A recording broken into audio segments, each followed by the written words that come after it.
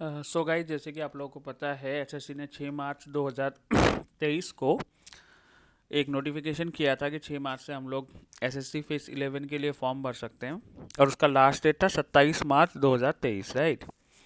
तो अब आज 21-22 तारीख तो हो ही गया है, तो अब हमारे पास ज़्यादा टाइम है नहीं। अगर आप लोगों को ये फॉर्म भरना है या अगर आप एलिजिबल हैं तो आपको 5-6 दिन ही मिला है। और जैसे कि हम बार बार कहते हैं कि लास्ट डेट में ना एसएससी के सर्वर अक्सर स्लो हो जाते हैं या बहुत ही ज़्यादा प्रॉब्लम करते हैं, बल्कि अभी से ही प्रॉब्लम कर रहे हैं। तो बेटर है कि आप लोग इसको अभी ही भर दें, लास्ट डेट का वेट ना करें बिल्कुल भी।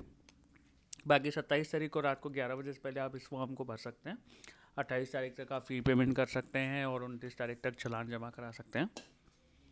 बाकी अगर हम एग्ज़ाम की बात करें तो इसके एग्ज़ाम के लास्ट डेट टेंटेटिव डेट जो है वो जून और जुलाई 2023 तक है, और 3 और से 5 अप्रैल के बीच में इसके करेक्शन के लिए विंडो खुलेंगे। अगर आपसे फॉर्म में कोई गलती हो गई है तो आप 3 से लेकर 5 अप्रैल के बीच में इसको ठीक भी कर सकते हैं, ठीक है।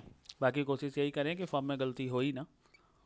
अगर हम एप्लीकेशन फ़ीस की बात करें तो SC ST के लिए इसमें कोई फ़ीस नहीं लगता, और फीमेल कैंडिडेट के लिए भी फ़ीस का एग्जेम्पशन रहता है।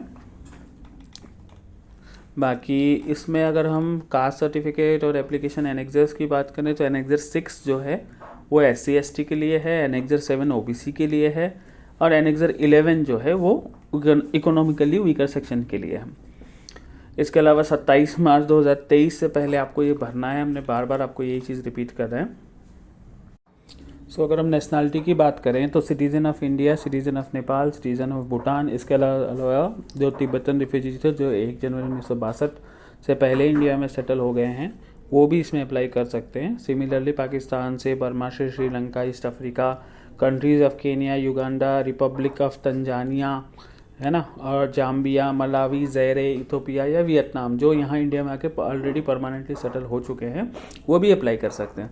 बट इसमें ध्यान देना, जैसे अभी इन्होंने अपना कॉरिगेंडम में वो करा है कि इसे दिल्ली हाई कोर्ट के जॉब के लिए सिर्फ सिटीज़न ऑफ इंडिया और citizen of Nepal he eligible हैं। इसके अलावा बाकी जो भी भूटान या तिब्बतन रिफ्यूजीज़ हैं जो बाकी कंट्रीज से अगर माइग्रेटेड हैं तो उन सब के लिए मस्ट है कि उनको सर्टिफिकेट देना होगा जो सेंट्रल गवर्नमेंट ने या गवर्नमेंट ऑफ इंडिया ने ऑलरेडी इशू करी हुई है ना। गाइस, अगर हम लोग एज लिमिट की बात करते हैं तो इसमें अलग अलग पोस्ट के लिए अलग अलग एज की लिमिट्स हैं। वो हम आपको जब पोस्ट वाइज डिटेल डिस्कस करेंगे तब बता देंगे। बट जनरली जो है वो है SC ST के लिए 5 साल की छूट मिलेगी जो भी एज होगा। उसके ऊपर से OBC के लिए 3 साल की छूट मिलेगी, और PWBD के लिए 10 साल। PWBD अगर OBC है तो 13 साल, SC ST है तो 15 साल, है ना। इस तरीके से अलग अलग है। कोई अगर विडो वगैरह है ग्रुप C पोस्ट के लिए तो उसके वो 40 साल SC ST में है तो 40 साल तक अप्लाई कर सकती है। सेंट्रल गवर्नमेंट सिविलियन एम्प्लॉइज़ अगर SC ST है तो 45 की एज तक कर सकते हैं। तो ये अलग अलग पोस्ट के लिए, अलग अलग क्राइटेरिया के लिए अलग अलग एज है। बाकी एज का प्रूफ क्या माना जाएगा वो आप लोग कंफ्यूज ना हो। आधार कार्ड, पैन कार्ड, इनके सब में जो एज है वो वैलिड नहीं है। जो आपके हाई स्कूल के मार्कशीट में है, जो 10th के मार्कशीट में है, वही आपका एज माना जाएगा। मैट्रिकुलेशन या सेकेंडरी एग्जामिनेशन सर्टिफिकेट जो भी होगा उसमें जो भी आपका एज है वही आपका एज का प्रूफ है, ठीक है। वही एज आपको लेना पड़ेगा। एज जो है 1/1/2023 के हिसाब से आपको कैलकुलेट करना है। 1/1/23 में आप अगर एलिजिबल हो गए थे, 18 से ऊपर हो गए थे तो आप एलिजिबल हैं। और अगर 1/1/2023 से अगले दिन अगर 2/1 को आप अपर एज लिमिट क्रॉस कर जाते हैं तो आप उसमें एज रिलैक्सेशन है तो ठीक, नहीं तो आप एप्लीकेबल नहीं कर सकते, आप नहीं भर सकते फॉर्म, ठीक है। इस तरीके से जो एक्सपीरियंस हम बात कर रहे हैं वो एक्सपीरियंस आपका 27/3/2023 तक काउंट होगा। 27/3/2023 तक जो भी आपका एक्सपीरियंस बनेगा वो आप फिल कर सकते हैं, वही एक्सपीरियंस आपका माना जाएगा। अब हम बात करते हैं कि हमें फॉर्म भरना कैसे है। तो आप लोग ध्यान रखिए, देखिए SSC के बहुत सारे रीजनल वेबसाइट्स भी हैं, बट रीजनल वेबसाइट्स में फॉर्म नहीं भरना है। जो भी फॉर्म भरे जाते हैं SSC के वो ssc.nic.in, यही इनकी ऑफिशियल वेबसाइट है, इसी में भर सकते हैं। बहुत सारी जगह फिशिंग होती है, एग्ज़ाम फीस भर दी जाती है, बहुत कुछ होता है, तो आप लोग हमेशा ध्यान रखें https ssc.nic.in, इसी में आपको सारे के सारे फॉर्म भरने हैं। लास्ट डेट आपका 27 मार्च है 11 बजे तक। बट अगेन आप लास्ट डेट के बाद बिल्कुल मत करिए, ठीक है। आप इसको आजकल में ही भर दीजिए। अब नाना करते हुए सिर्फ 6 दिन रह गए हैं इसमें बस। फॉर्म भरने के बाद ssc.nic में जैसे आप लोगों को पता ही होगा सबसे पहले उसमें रजिस्ट्रेशन करना पड़ता है। अगर आप रजिस्टर्ड नहीं हो, प्रीवियस आपने कभी भी कोई भी एग्ज़ाम दिया है या आप ऑलरेडी अगर एसएससी में रजिस्टर्ड हैं तो आप दोबारा रजिस्ट्रेशन नहीं कर सकते हैं। आप करने जाओगे वो बता देगा ऑलरेडी रजिस्टर्ड करके आपके हाई स्कूल के रोल नंबर वगैरह से, तो उसी को आप लॉग इन करें। अगर आप पासवर्ड भूल गए हैं तो उसमें फॉरगेट पासवर्ड का ऑप्शन है, उसमें आप स्टेट डालें और अपना मोबाइल नंबर, ईमेल आईडी डालें कुछ भी, तो आपके पास में वो पासवर्ड रीसेट करने का ऑप्शन आ जाता है। ठीक है, वंस आपने उसे लॉगिन कर लिया तो फिर आप उसमें अपना फॉर्म भर सकते हैं अलग अलग पोस्ट सिलेक्शन करके। पोस्ट सिलेक्शन करते हुए बहुत ध्यान से करिए, ये बहुत इंपॉर्टेंट है। एप्लीकेशन फ़ीस वैसे 100 रुपीज़ है, जो आप भीम यूपीआई से, नेट बैंकिंग से, वीज़ा, मास्टर कार्ड, माएस्ट्रो, रुपए, क्रेडिट कार्ड, डेबिट कार्ड, इन सब से कर सकते हैं। अगर किसी के पास जैसे ये सब चीज़ें नहीं है, ऑनलाइन सुविधा नहीं है, तो वो ऑफलाइन चालान जनरेट करके एसबीआई बैंक के किसी भी ब्रांच में जाके वो चालान जमा करवा सकता है, उससे भी आपका फ़ीस भर जाएगा। फ़ीस भरने के लिए आपका लास्ट डेट जो है वो 28/3/2023 है, और एसबीआई के काउंटर में अगर आप जाके जमा करा रहे हैं तो 29/3/2023 से पहले आप कभी भी फ़ीस को जमा करवा सकते हैं। ठीक है, इसके बाद अगर आप फ़ीस जमा करते हैं तो वो आपका नहीं माना जाएगा, वो एप्लीकेशन आपका आगे चल के रिजेक्ट हो जाएगा। तो ये ध्यान रखें कि आप सारी चीज़ें टाइम से इसको कर दें। सिमिलरली अगर आपके फॉर्म में कोई गलती हो गई है, जैसे हमने पहले बताया था आपको, तो 3/4/2023 से लेकर 5/4/2023 रात को 11 बजे से पहले आप उसको विंडो को ठीक करके फॉर्म को रीसबमिट कर सकते हैं। ठीक है, बट वो तो बात की बात है, पहले आप फॉर्म भर दें उसके बाद ही तो देखेंगे। अगर आप कोई भी करेक्शन करते हैं तो उसके लिए आपको 200 रुपये देना होगा फर्स्ट टाइम के लिए, और अगर आप उसके बाद फिर से करेक्शन करते हैं तो सेकेंड टाइम के लिए आपको 500 रुपये देने होंगे। ये भी फ़ीस अगेन हम यूपीआई, वीज़ा, मास्टर कार्ड, रुपए, क्रेडिट या डेबिट कार्ड से जमा कर सकते हैं। ठीक है, और करेक्शन फ़ी वंस आपने जमा कर दिया तो किसी भी कंडीशन में ये वापस नहीं होगा। अब हम रीजन वाइज अगर बात करें कि किस किस रीजन में कितने कितने सेंटर हैं और कहाँ कहाँ हम इसके एग्ज़ाम दे सकते हैं, तो मैं आपको एक एक करके बताता जाता हूँ।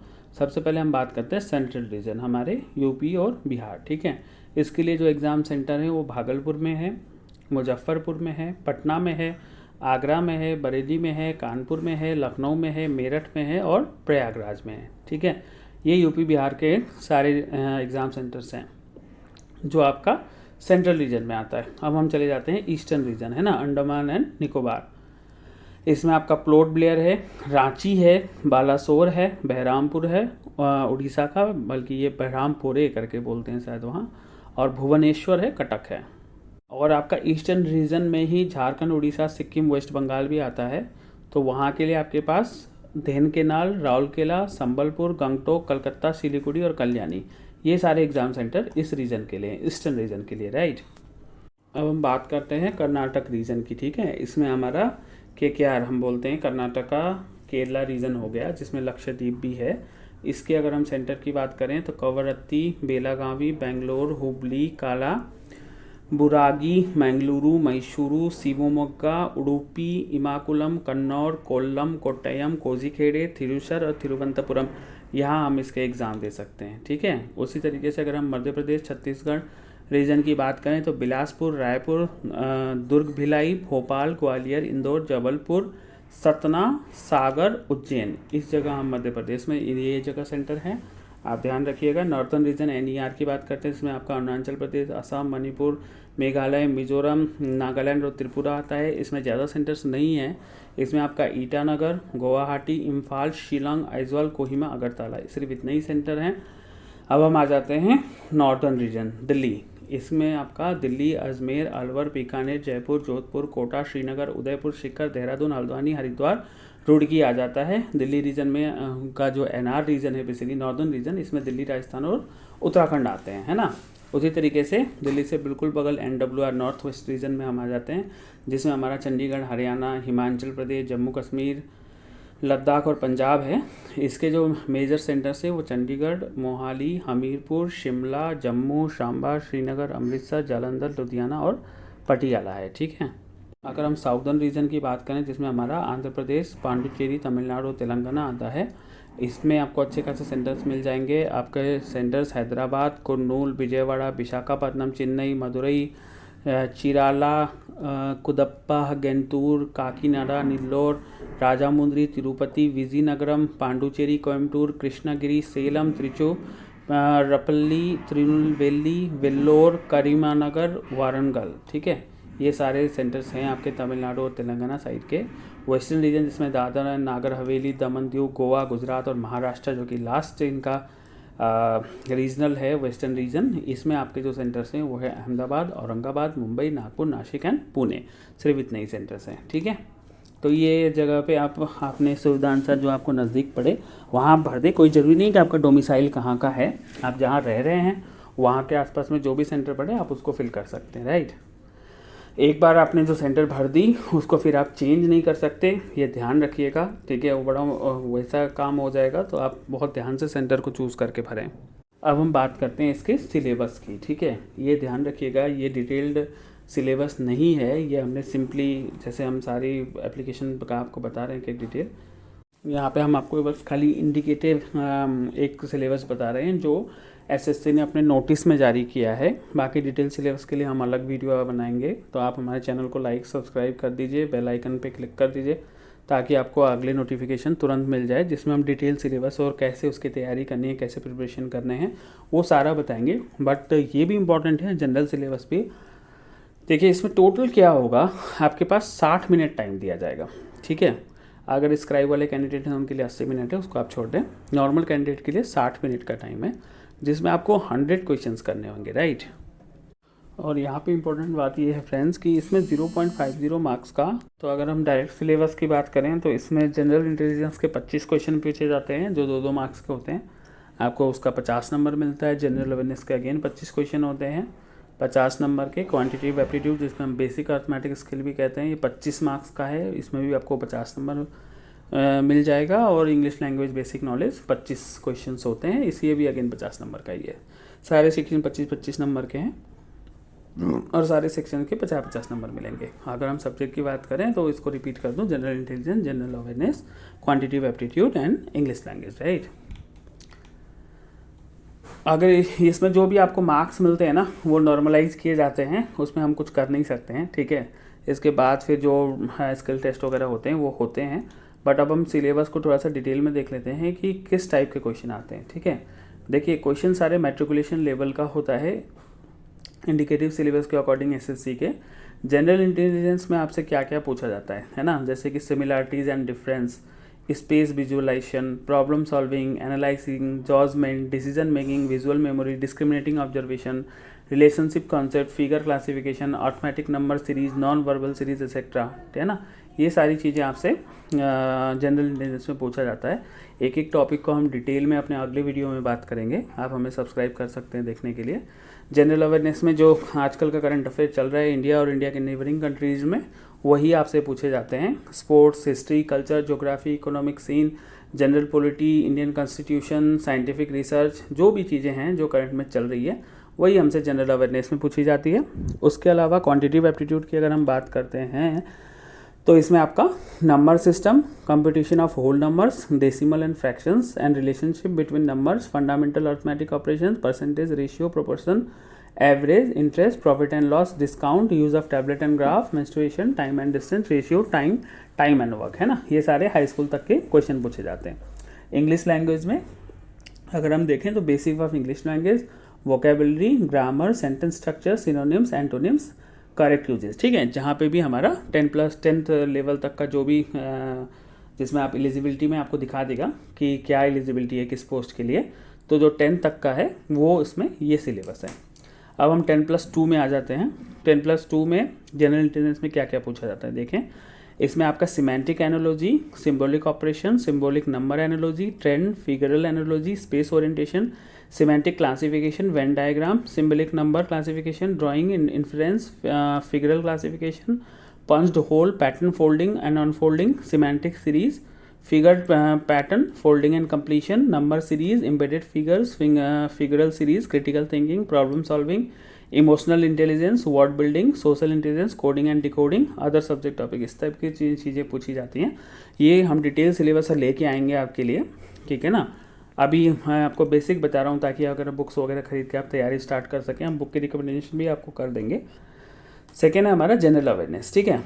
10+2 लेवल की अभी हम बात कर रहे हैं। तो जनरल अवेयरनेस में अगेन फिर वही सारी चीज़ें आ जाती हैं आपकी, history, culture, geography, economic scene, general polity, बस थोड़ा सा टफ हो जाता है 10+2 लेवल में। क्वांटिटेटिव एप्टीट्यूड की बात करते हैं 10+2 में, तो इसमें यहाँ सिलेबस कम्प्लीटली चेंज हो जाता है। इसमें जो आपके पास पूछा जाता है वो होता है arithmetic, number system, computation of whole number, decimal and fraction, आप चाहें तो इसको लिख भी लें, relationship between number fundamental arithmetic operation, percentage, ratio and proportion, square roots ये बढ़ जाता है, एवरेज, इंटरेस्ट, सिंपल और कंपाउंड दोनों पूछे जाते हैं, profit and loss, discount, partnership business, mixture and alligation, time and distance, time and work, algebra में आपको school algebra and elementary sorts, graph of linear equation, geometry में आपको एलिमेंट्रिक ज्योमेट्रिक फिगर्स और फैक्ट के बारे में पूछे जाते हैं, ट्रायंगल आता है आपके पास, है ना, ट्रायंगल में आपका कॉन्ग्रुएंस, सिमिलरिटी ऑफ ट्रायंगल सब कुछ आ जाता है, सर्कल और सॉर्ट्स आ जाते हैं, टेंजेंट आ जाता है, एंगल्स आ जाता है, ठीक है, कॉमन टेंजेंट वगैरह सारा ही कुछ इसमें कवर होता है। मेंस्ट्रुएशन में आपसे triangle, quadrilateral, regular, polygon, circle, right prism, right circular cone, right circular cylinder, sphere, hemisphere, rectangular parallel pipe, regular, right pyramid with triangle और square, base trigonometry, trigonometric ratios, complementary angles, height and distance, है ना, ये इस तरह के जो भी आते थे आपने पढ़े होंगे, हाइट एंड डिस्टेंस के, पानी जहाज खड़ा है समंदर में, एंगल ऑफ एलिवेशन, ये सब पढ़ा होगा, ये सारी चीज़ें हो गई, स्टैंडर्ड आइडेंटिटीज़ हो गया, स्टैटिकल चार्ट हो गया, table and graph, histogram, frequency polygon, bar diagram, pie chart, ये सारे के सारे आपसे पूछ लिए जाते हैं। अब हम इंग्लिश लैंग्वेज में आ जाते हैं। इंग्लिश लैंग्वेज में हमारा spot the error, fill in the blank, synonyms, homonyms, antonyms, spelling detecting, misspelled word, item and phrases, one word substitution, improvement of sentence, active passive voice verbs, conversion into direct indirect, shuffling of sentence parts, shuffling of sentence in passage, close passage, comprehension, ये सारा पूछा जाता है। हम एक एक topic पे आपके पास एक एक वीडियो लेके आएंगे, है ना, जो आपको टॉपिक पहले देखना है आप हमसे कमेंट करके बता सकते हैं, तो हम आपको वो टॉपिक पहले क्लियर करा देंगे, ठीक है। अभी हमारे चैनल में बहुत ज़्यादा वीडियो नहीं है, तो आप अगर चाहें तो हमें किसी चीज़ के लिए कहेंगे तो वो वीडियो आपको 2-3 दिन के अंदर अंदर में मिल जाएगा। अदरवाइज़ तो हम सारे टॉपिक्स एक एक करके वीडियो बना के आपके साथ लेके आएंगे ही, है ना, बट आप उसके लिए हमारे चैनल को सब्सक्राइब ज़रूर कर दें। उसके बाद आता है दोस्त ग्रेजुएशन लेवल का, ठीक है। ग्रेजुएशन लेवल काफ़ी टफ भी हो जाता है ना। अगेन मैं आपको कहूँगा अगर आपकी तैयारी बहुत अच्छी नहीं है तो आप सीधा ग्रेजुएशन लेवल की फॉर्म भरने की बजाय 10th या 12th लेवल की भरें, आपके लिए एग्ज़ाम थोड़ा इजी होगा। आप पहले एग्ज़ाम को समझ लें, पैटर्न को समझ लें, उसके बाद ग्रेजुएशन लेवल के भर सकते हैं। या फिर आपकी एकेडमिक्स अगर बहुत अच्छी है तो आप डायरेक्ट ग्रेजुएशन लेवल की भी भर सकते हैं। मैं आपको डीमोटिवेट नहीं कर रहा हूँ, ठीक है। अब हम ग्रेजुएशन लेवल के सिलेबस की बात करते हैं। देखिए ग्रेजुएशन एंड एबव लेवल में क्या होता है, आपके पास बोथ वर्बल और नॉन वर्बल दोनों टाइप का जनरल इंटेलिजेंस पूछा जाता है। जैसे कि अगर हम बोले कि इसमें क्या क्या इंक्लूड है तो है analogies, similarities and differences, space visualisation, spatial orientation, problem solving, analysis, judgement, decision making, visual memory, discriminating, observation, relationship concept, arithmetical reasoning and figural classification, arithmetic number series, non verbal series, coding and decoding, statement conclusion, syllogistic reasoning, है ना। इसके अलावा इसमें semantic analogy, symbolic number analogy, figural analogy, semantic classification, symbolic number classification, figural classification, semantic series, number series, figural series, problem solving, world building, coding and decoding, numerical operation, symbolic operation, trend, space orientation, space visualisation, Venn diagrams, drawing inferences, punched hole pattern, folding and unfolding, figural pattern, folding and completion, indexing, address matching, date and city matching,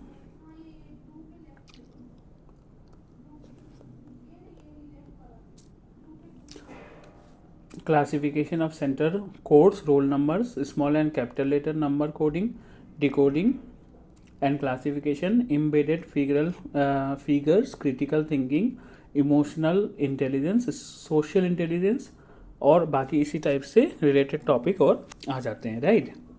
graduation level में general awareness की अगर हम बात करें तो इसमें हमारे पास जो क्वेश्चन होते हैं वो again history, culture, geography, economic scene, general polity और साइंटिफिक रिसर्च से होते हैं, बट इसका थोड़ा सा लेवल और ऊपर हो जाता है ना। अब हम आ जाते हैं क्वांटिटेटिव एप्टीट्यूड में।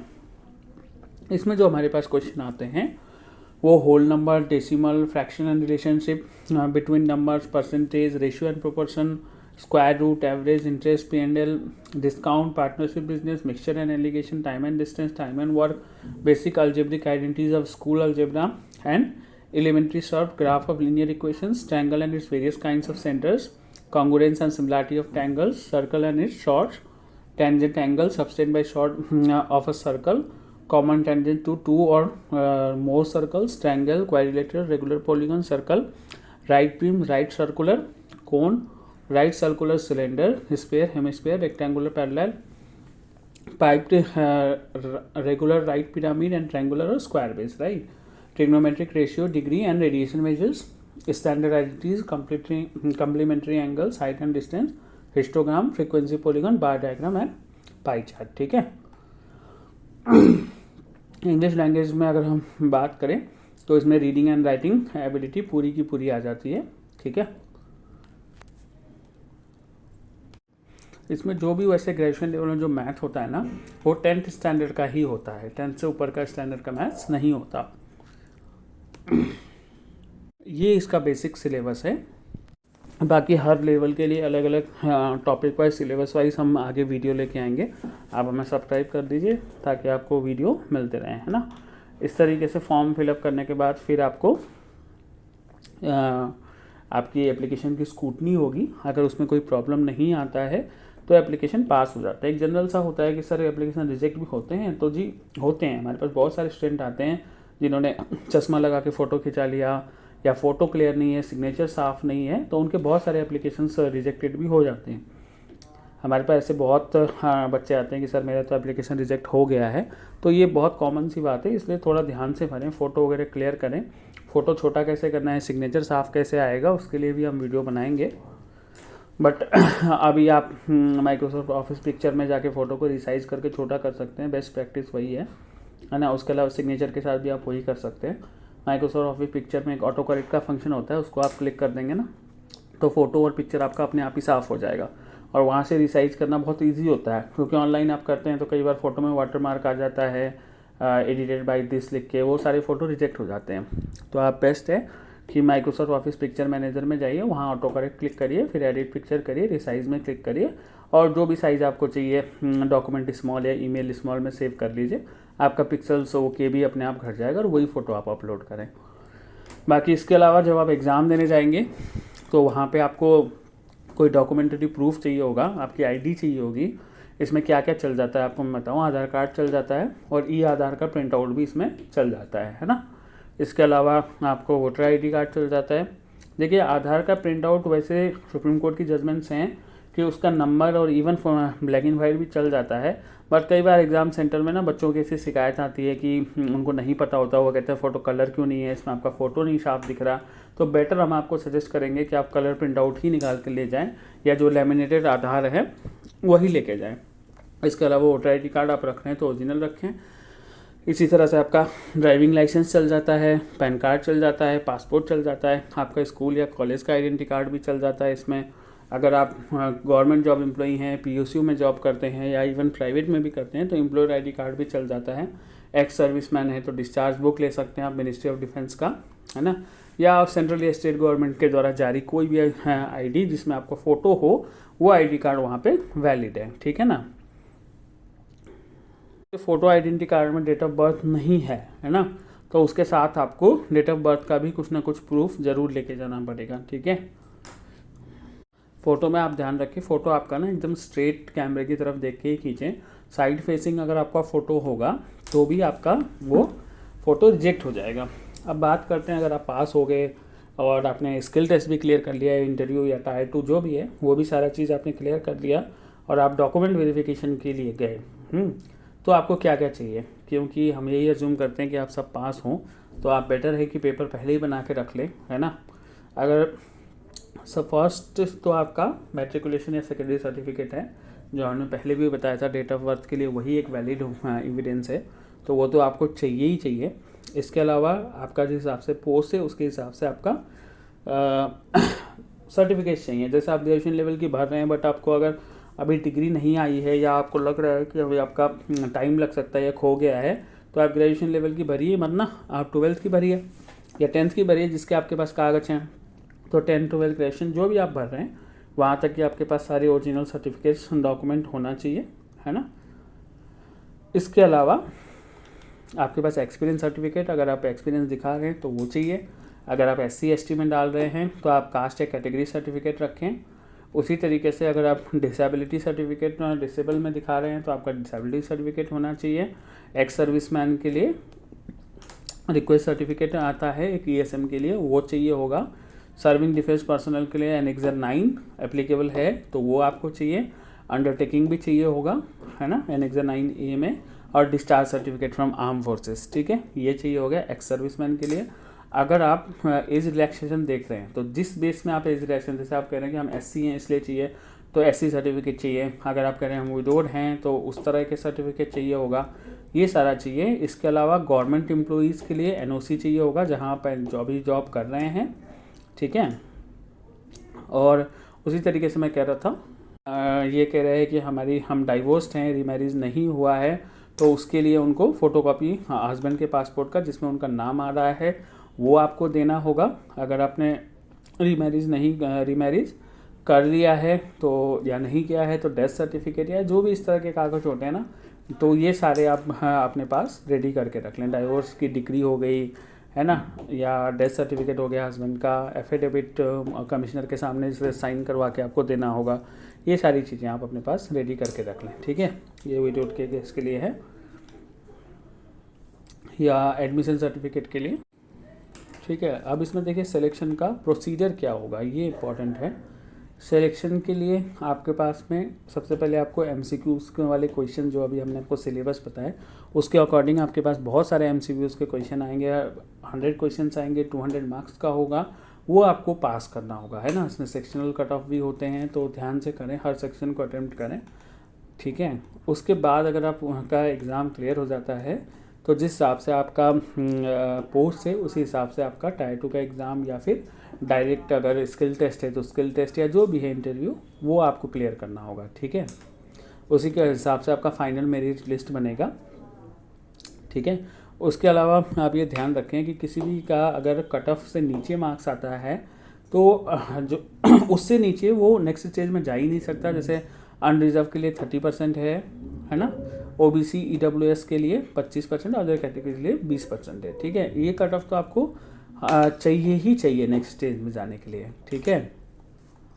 ये जो आपका स्किल टेस्ट वगैरह है वो आपका रीजनल ऑफिसेस कराएंगे, उसकी नोटिफिकेशन आपकी सारी रीजनल ऑफिस की वेबसाइट में आती है, वो आप ध्यान रखें, ठीक है। इसके अलावा SC ST EWS जो भी हैं अगर वो बिना उसके ही सिलेक्शन में आ जाते हैं, बिना रिजर्वेशन के ही, ठीक है, तो उनके रिजर्व सीट के अगेंस्ट उनको एडजस्ट नहीं किया जाएगा, ठीक है। उनको अनरिजर्व वैकेंसीज में ही कम किया जाएगा और रिजर्व सीट के लिए SC ST के जो रिजर्व लोग हैं जो नॉर्मल मेरिट में पास नहीं हो पाते सिर्फ उन्हीं को कंसीडर किया जाएगा। उसी तरीके से टाई के केसेस हैं, आप नोटिफिकेशन में पढ़ सकते हो। अगर टाई होगा तो किस तरीके से वो करा जाता है, बट मोटा मोटी अगर हम कहें, ठीक है, तो डेट ऑफ बर्थ जिसका ज़्यादा होता है, जिसकी उम्र ज़्यादा है उसको पहले प्रेफरेंस मिल जाती है टेस्ट के मार्क्स के बाद में। और अगर बाई चांस ऐसा इत्तेफाक होता है कि नंबर और डेट ऑफ बर्थ दोनों टाई कर जाता है तो अल्फ़ाबेटिकल ऑर्डर जिसका नाम पहले आ रहा है उसको पहले रखा जाएगा, ठीक है। जनरल रूल यही है, बट ऐसा बहुत कम होता है कि दो बंदों का मार्क्स भी एग्जैक्टली सेम हो गया है। मार्क्स तो सेम हो जाते हैं बट अब डेट ऑफ बर्थ भी सेम हो जाए, राइट। बट ऐसा अगर हो जाता है तो अल्फ़ाबेटिकल ऑर्डर से देखा जाता है। देखें उसके अलावा ना बहुत सारी चीज़ें हैं, आपको ध्यान रखना होगा। अगर आप वहाँ थोड़ी सी भी बदमाशी करते हैं, बदतमीजी करते हैं, आपको 2 से 3 साल के लिए वहाँ पे बैन कर दिया जाता है, डिबार कर देते हैं। मोबाइल आया है ना, इवन अगर स्विच ऑन हो या ऑफ हो 3 साल के लिए आपको एग्ज़ाम से डिबार कर दिया जाता है। अगर आपने और जहाँ आपका एग्ज़ाम हो रहा है उसमें किसी भी टेबल तोड़ दिया, कुर्सी तोड़ दी, कुछ भी कर दी तो 5 साल के लिए आपको हो जाता है। अगर आप किसी से लड़ाई झगड़ा कर देते हैं एग्जामिनर वगैरह से तो 7 साल से, या कोई हथियार चाकू वगैरह आपके पास पाया जाता है तो 7 साल के लिए आप डिबार हो जाते हैं। तब तक तो आपकी एज ही ख़त्म हो जाएगी। कोई आप रिमोट सॉफ्टवेयर या इस टाइप की कुछ कोशिश करते हैं हैकिंग वगैरह की तो आपको 7 से 8 साल के लिए एग्ज़ाम से डिबार कर दिया जाता है ना। तो अगर आप 23-24 के हैं, अगर 7 साल के लिए डिबार हो गए तो आप 30-32 के हो जाएंगे, ऑलमोस्ट आपकी कैरियर ही ख़त्म हो जाएगी। इसलिए इस तरह का बदतमीजी बिल्कुल भी ना करें। एक एग्ज़ाम छूट जाएगा, आप 2 महीने बाद दूसरा दे सकते हैं, है ना। बट वहाँ पे बदतमीज़ी करना, या बहुत सारे लोग होते हैं कि नहीं सर हमारी गलती नहीं थी, ये नहीं वो नहीं, मैं उस आर्गूमेंट में नहीं पड़ता। बट बेटर यही है कि आप मान लें कि आपका एक एग्ज़ाम छूटता है तो छूट जाए, आपके पास अगला भी एग्ज़ाम आएगा। बट वहाँ बदतमीज़ी करना, लड़ाई झगड़ा करना, ये आपको बहुत महंगा पड़ जाएगा, आपका पूरा एसएससी से रिलेटेड आपका कैरियर ही ख़त्म हो जाएगा, ठीक है ना। तो इसका आप ध्यान रखें। अब एसएससी का ये है कि आपकी बॉडीली हेल्थ और मेंटल हेल्थ अच्छा होना चाहिए। आप मेडिकल भी आपको देना होता है, अगर आपका मेंटल हेल्थ या बॉडी हेल्थ में बहुत ज़्यादा प्रॉब्लम पाया जाता है तो आप एसएससी के लिए क्वालिफाई नहीं कर पाओगे, ये आप ध्यान रखें। देखिए अब हम टेक्निकल चीज़ों की बात करते हैं, तो आपको ये ध्यान रखें कि आपकी जो स्कैन फ़ोटो है वो 20 से 50 KB के बीच में होना चाहिए। उसी तरीके से आपका जो सिग्नेचर है वो 10 से 20 KB में होना चाहिए, है ना।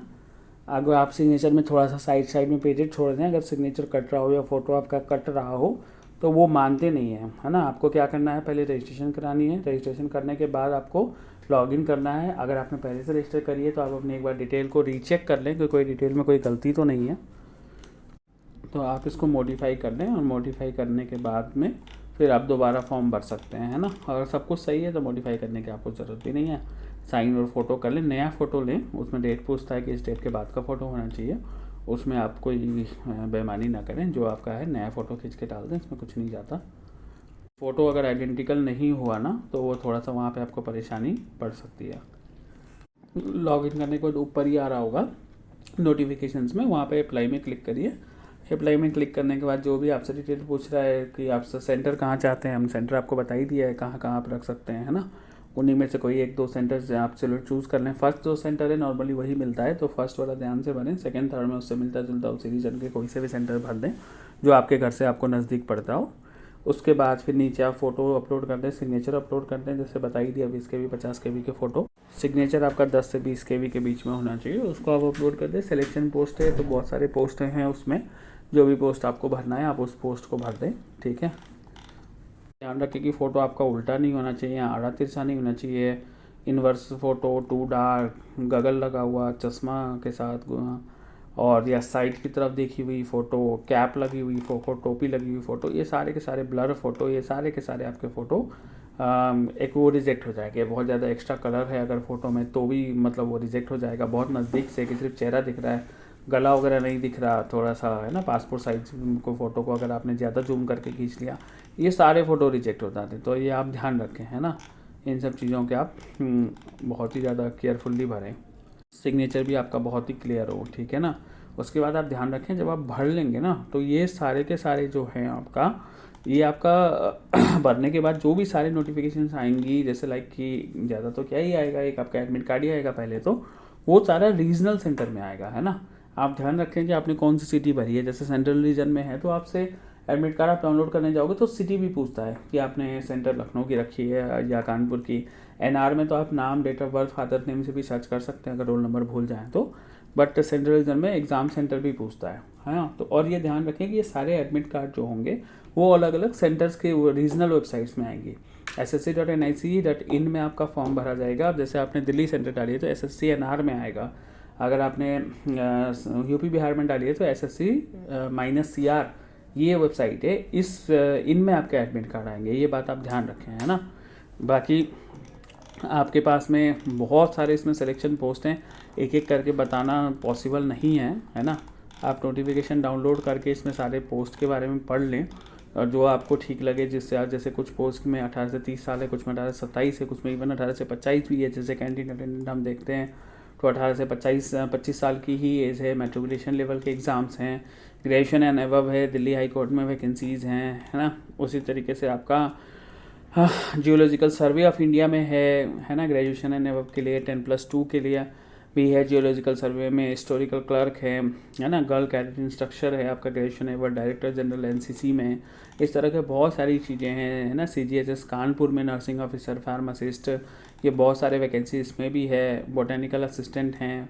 तो आपको जो भी शहर शूट करता है, जो आपके घर के नज़दीक है, जहाँ आप रहना चाहते हैं, आप उसके हिसाब से इसमें फॉर्म भर सकते हैं, है ना। अलग अलग पोस्ट के लिए बहुत सारे पोस्ट हैं इसमें।